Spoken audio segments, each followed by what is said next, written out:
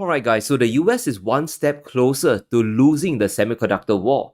Now every time the administration takes one step forward, they then take gigantic leaps backwards. And what Trump just did was to bury the US semiconductor industry. In the same breath, he basically gave China the keys to the kingdom. The future of tech progress, the advantage has firmly swung into China's favor.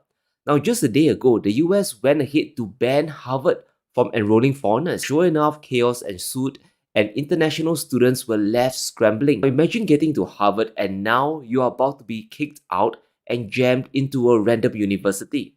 There's also financial chaos going on. Trump has also frozen more than $2.6 billion worth of Harvard's funding and future grants are also gone. This goes deep into the heart of academia and just brutalizes one of America's last few advantages on the world stage. And really think about it, apart from technology and Hollywood, only US universities are still somewhat world class. Well, we can kiss that goodbye because Trump is about to trigger a massive brain drain from the US. Now, Besson has confirmed that Trump will move ahead on the tax threat to Harvard. The school sits on an endowment of more than $50 billion and that partially funds the school, and all that can be taxed down the road.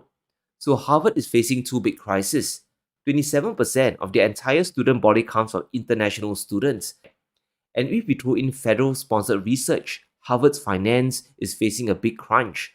Almost a third of revenue will get impacted. And here's the big problem. Less funding will mean less breakthroughs. A less diverse student body will have less talent and brilliant ideas. Sure, a US court has blocked the ban for now, but the damage has already been done. This is especially so for the chip war. Trying to go head to head with China isn't easy. The US is on the brink of losing their advantage and this goes well beyond tariffs. You need smart people to come to the US and eventually work there.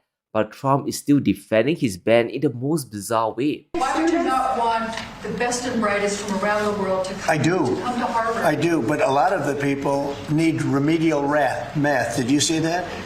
Where the students can't add 2 and 2 and they go to Harvard. How can somebody that can't add or has very basic skills, how do they get into Harvard? Now this is crazy. There's a reason why Harvard admits foreign students is because the test scores are off the chart, especially those from Asia. Now the big winner from this chaos is none other than China.